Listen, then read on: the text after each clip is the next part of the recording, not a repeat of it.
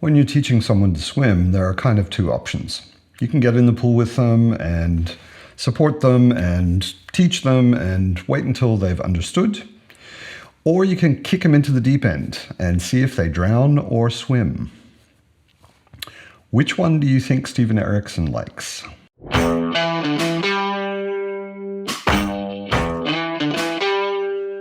Welcome to Matt on Books, where I talk about fantasy mostly, science fiction sometimes, and comics occasionally. This is a bit of a deep end kind of book. I'm talking about Gardens of the Moon, the first book in the Malazan Book of the Fallen by Steven Erikson. This is a book that a lot of my friends on BookTube are reading for the first time this month. And I've been really, really happy to see a lot of people saying they love it, but I've also seen a lot of people saying they're a bit confused. And overall, since I started reading Malazan, which was 2 years ago, I've heard the most common complaint is that the second chapter is a bit overwhelming. The second chapter of Gardens of the Moon is an insane amount of stuff is going on. There are 13 characters in the chapter who are all, I think, appear for the first time, except one or two. There are another 8 or 10 characters who are mentioned who are not there. There are a lot of place names. There are a lot of things going on. It's a battle mostly, and it's not necessarily 100% clear immediately who is fighting who and why and who's on whose side. So I thought it would help people who are reading this book for the first time if I just went through the second chapter in a bit more detail and explained a little bit. None of it is spoilers for anything further than the second chapter. So there will be spoilers, but only small spoilers. If you've read the first two chapters, I won't be spoiling anything you haven't read. So I thought I'd go through, first of all, the people and the sides. Who are the characters in the second chapter? And whose side are they on? And what sides even exist? Next, I'll go through what the fuck is even going on. There's a lot going on in this chapter. And there are 4 main things I thought I'd talk about. What's the general situation? Just sort of the setup. Then there's the discussion in the command tent, where there's a lot of broken off conversation and there's obviously some tension and it's not so clear exactly what's happening. Then there's the battle. And then there's the whole thing that's happening with Hairlock. What exactly is going on with him? And then last, I thought I'd talk about world info. There are a few things on the side here and there dropped that are important information about the world. And they're the first introduction we get to a number of different things in the world. So I'll go over those a little bit. So let's get started. So there are 2 basic sides in the battle that is happening. There are the Malazans. The Malazan Empire is, you can think of it something like the Roman Empire. It's a very acquisitive empire, and they are essentially invading and subjugating the people of the continent of Genabacchus. Some people say Genabacchus. The city of Pale is the location for the second chapter, and it's one of the free cities of Genabacchus. And the Malazans are a number of different armies all joined together in one big army. And they're besieging the city of Pale. They've been there for quite a long time. The Malazans have the Maranthe as an ally. It's not exactly clear what role the Maranthe play. The thing that is mentioned a couple of times in this chapter is that they go in, after the Malazans have won, they go into Pale for an hour of blood. The residents of Pale and the Maranthe have had a serious disagreement ongoing for a number of years. And to pay them back, once the Malazans win, the Maranthe go in and kill whoever they want to for 1 hour. It's part of their deal, part of the conditions of them being allies with the Malazans. The ally of the city of Pale is Moonspawn, or Moonspawn is the floating mountain fortress kind of thing that is floating above the city of Pale. And Animander Rake is the only person we ever see in Moonspawn. And he's allied with the city of Pale against the Malazans. So what is the structure and the characters that we're talking about when we say the Malazans? So in this particular chapter, the Empress is mentioned. She's not actually visible in this chapter, but her name is Lacine, and she is the Empress of the entire Malazan Empire. The character that we get most as a POV in this chapter is Tattersail. She's a mage. She's the commander of a mage cadre in the second army of the Malazan Empire. A mage cadre is basically a military unit, but it's only mages. And they cooperate and collaborate with the soldiers in the army. Tattersail is the commander of her cadre, and Callet and Hairlock are mages in her cadre. Then we have the Bridgeburners. The Bridgeburners are a kind of legendary military unit. They belong to the 6th Army. The ones that we get to meet in this chapter are Whiskey Jack, Quick Ben, who is mage, Kalam, who has almost nothing to say in this entire chapter except towards the end, and Sorry, who we know from the first chapter, who is a soldier. She's a new recruit, but she is possessed by a god, looks like. Then in the army, the Malazan army, we've got Taishren. Taishren is the high mage. He is the highest ranking mage in the entire Malazan army. And he brings in some other Malazan mages to help with the assault on Moonspawn. That is Bellardan, Nightchill, and Acheronus. And last but not least, we've got Dujek One Arm, so called because he has one arm. And he is the High Fist. He is the ultimate commander of the entire army. So the army is, the big army is called One Arm's Host, and it's made up of the 2nd Army and the 6th Army, at least as far as what we see in this particular chapter. The city of Pale, we don't really get much about the city of Pale. We're outside the city the whole time. There's a battle going on, but most of the battle that we see is between the mages of Dujek's host, or One Arm's host, and the mage, Animander Rake, who is in Moonspawn. Animander Rake is the only example we see in this chapter of the Taist Andi. The Taist Andi are a race. They are a much older race than humans, and they are completely black, like black, and have white hair. And he's the only one we get to see, but we'll get to him a bit in a minute. So what the fuck is going on? Well, we get a few different time periods in this chapter. It took me a little while to notice it the first time I read it, but there is a flashback. So at the beginning, Tattersail is looking at the battle, or the destruction after the battle. Then we get a flashback to her going to the command tent, having a chat with some of the commanders, and then the battle itself happens. And then we come back into now time. And then we get a short POV from Whiskey Jack, and then we go back to Tattersail, and it's after whatever she has done with the Bridgeburners. So I'll talk about that's the general situation. I'll talk about the command tent scene and the battle and what the hell is going on with Hairlock. So the command tent scene is interesting because Tattersail and Callet are summoned by Hairlock. So that's the mage cadre of the 2nd Army. And they're summoned to the command tent, Dujek One Arm's tent. And when they get there, they're overwhelmed by power because the high mage is there, Taishren is there.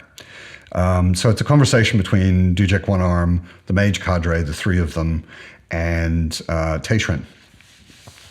Taishren is obviously hiding something, and this scene, I think, is very obviously meant to hint at, but not clearly explain, the tension inside the Malazan Empire and inside the Malazan military. Taishran has some information that he's obviously not sharing. Hairlock seems to know some things that he's also not sharing, and he's being kind of a dick about it.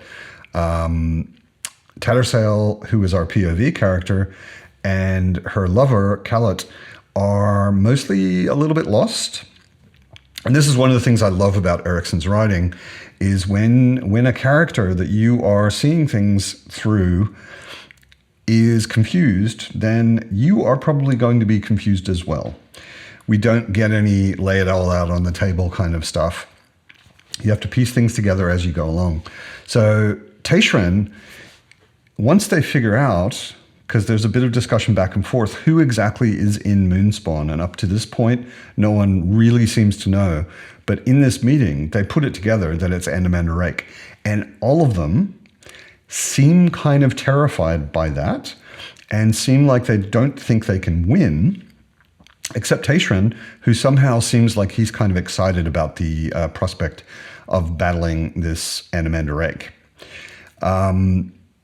There are some references to the Empire and to the Empress, and Taishran in this case has basically taken command of the battle plan because he has direct orders from Lasine, the Empress. Normally Dujek One Arm would be in charge, but he has to bow to Taishran because Taishran's working straight for the Empress. So there's this plan that a bunch of mages will get out there and fight Moonspawn and Andamanda Rake. Taishran has brought in some other high mages. They are not the high mage, but they're high mage, which is Belladon, Nightchill, and Acheronus. And them, together with Tattersail's mage cadre, they're going to go up against Andamanda Rake. And like I said, almost everybody seems a little concerned by that, except Taishran doesn't seem to be too worried. So then the battle happens. The battle is basically on a few different hills outside the city of Pale. These mages are all lined up, and there are soldiers all around them, soldiers of the 6th and the 2nd Army all around them. But of course, the soldiers can't do much because Moonspawn is a floating mountain fortress. It's up in the air. It's away from everybody. It's been floating up there for ages, and it's been rotating, and now it's stopped rotating. And the mages start throwing magic up at it. Their magic takes mostly the form of flames in different colors, which is sort of hinting at the sources of their magic, which I'll get into a bit later. But it starts with Taishran throwing up a bunch of golden flames, and when they hit Moonspawn, something like a cloud comes off of it, but we realize that the cloud is actually thousands and thousands of great ravens, which are massive ravens with 15-foot wingspans. And then Andamanda Rake appears. He's way up there on a balcony, and he starts throwing dark magic down at them. It seems to be made of shadows and smoke and darkness, and they're sort of trading waves of magic. But the weird thing is that demons start appearing in the middle of the Malazan army. Now, these are demons that are usually summoned by Malazan mages. And, for example, one of them appears right under Nightchill and rips her to pieces. Then there's magic flying all over the place. And Tattersail notices that a lot of the magic that's hitting them is actually coming from behind them. It's not coming from Moonspawn. It's coming from somewhere in the mage or in the Malazan army. And that's what kills Khaled. And Acheronus also dies in that battle. So the survivors are Taishran, Belladon, and Tattersail. The battle doesn't go very well for the Malazans, but they do damage Moonspawn enough that it starts moving away. Yeah, rather than completely getting destroyed and crashing into the ground, Moonspawn starts moving away, and they have essentially won against the city of Pale, because the main thing that was keeping the Malazans back was the presence of Moonspawn. The whole thing with Hairlock. In the battle, Hairlock gets ripped in half by magic. If I remember correctly, it's a wave of flames coming from behind them. He gets torn in half. We get this in a lot of different time periods, but I'm putting it sort of in a chronological form. He gets torn in half in the middle of the battle. Tattersail finds him after the battle, and just as she finds him, the 4 bridge burners, Whiskey Jack, Quickben, Sorry, and Kalam, come up. And they've obviously got something going on with Hairlock, which Tattersail doesn't completely understand. When Quickben, who's the bridge burner mage, he starts working on Hairlock, doing something, Tattersail can sense that his magic is pretty powerful and kind of weird. She's not exactly sure, but I think that she says at one point that thinks at one point that there's a feeling of Hood being the god of death. So Quickben is doing something. Sorry is staying away. And we find out afterwards, when Quickben is finished, we find out that he's actually been doing some sort of magic to keep Sorry away. So the bridge burners are uncomfortable with her, but they're not exactly sure what she is. We as readers, we know what she is. We know that she's been possessed and that she's a very dangerous killer. So Quickben is keeping her away from what they're doing.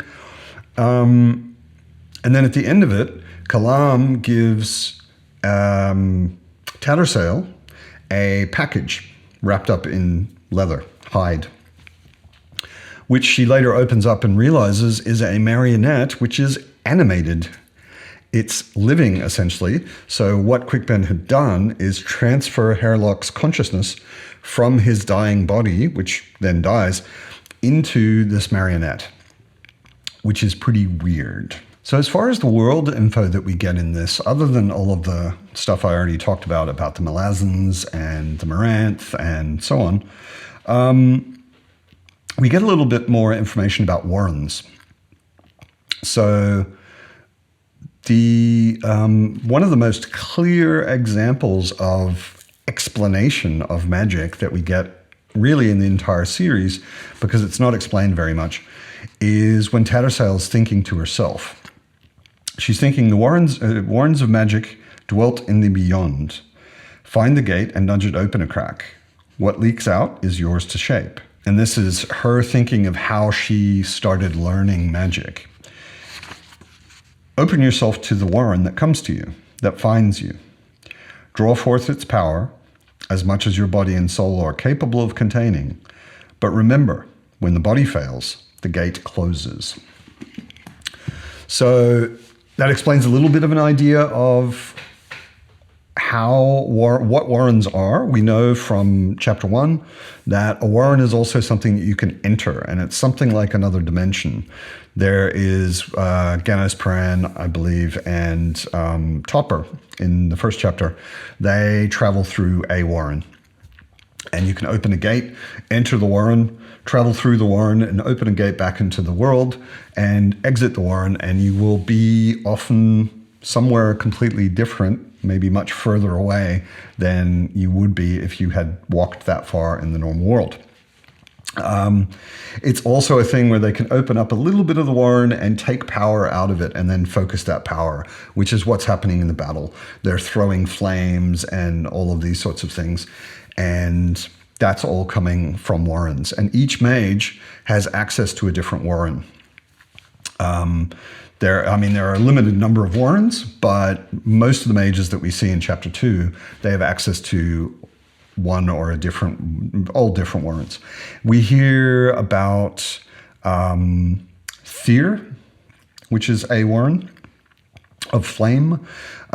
We hear about Kurald Emerlane, I believe, which is what Anamander Rake is using. We hear about a few different Warrens, but we don't really get a real clear explanation of what each Warren is for or what it does. That comes later. We also get some information, or we get our first look at the deck of dragons, which will recur throughout the entire series and in very many and different ways. But in this first one, Tattersail is doing a reading. So you can think basically tarot, similar to tarot. So you do a reading to give you a view of the current situation or a view of the future or both. And she starts putting down cards. What's obvious already in this chapter about the deck of dragons is that they are magic. It's not just cards like tarot. They are actually animated. The pictures move, and there is suggested that there really is a power that connects the deck of dragons to the world, so that when things are happening in the world, the deck of dragons is literally actually showing a situation to someone who can do these readings. Not everyone can. That's why Hairlock is trying to pressure Tattersail to do a reading, because he can't actually do it himself. Not just because he's a marionette, but it's not one of his powers. And she gets two cards, which are both moving. One of them is I believe it's the Knight of Dark, and one of them is the God of Luck, Opon. And we'll learn more about Opon, but one of the interesting things is once she's laid that card, and then she stops. She doesn't want to know anymore. She doesn't want to keep going. Hairlock is trying to pressure her to, but she stops. She's done. But she hears a coin spinning, and there's a coin spinning on the card. So she's not only seeing a moving coin on the card, but she's also hearing it spinning. And this is used further on in the book. It's not really a big spoiler or anything to say it. It's used further on in the book to indicate Opon's attention, or Opon manipulating or interfering in events. So that is the Siege of Pale. I hope that this somehow helped. If you're just reading the book for the first time, maybe I touched on something that wasn't clear to you when you first read it. I, rereading it a couple of times to do this video, I also noticed a bunch of stuff that I hadn't actually noticed before, which is really, really interesting. And this is something that proves, to me anyway, for my taste, that Stephen Erikson is an amazing author, because I think you can reread these books more than just once, and every time get more and more and more out of it. So if you are reading Gardens of the Moon and you have any questions or comments, leave them down below. I would be really happy to discuss this with anybody. I've been on the Grimoire Discord, where the read-along channel is. I'll put a link to the Discord down below. And I've been going in there, and it's been so much fun watching people read this for the first time. I remember reading it for the first time. I remember how confused I was the first time, and how much I got out of it when I reread it, because I already understood a lot of things that I definitely didn't when I read it the first time. So, amazing book, amazing chapter. A lot of people have been commenting that they're not used to a fantasy series beginning with the most epic mage battle ever. And that's exactly what this is. And I'd be really, really interested in chatting with you about it. So leave a comment down below. Like and subscribe if you haven't already. And as always, I hope you're well. Keep reading awesome Malazan books, and I'll see you next time.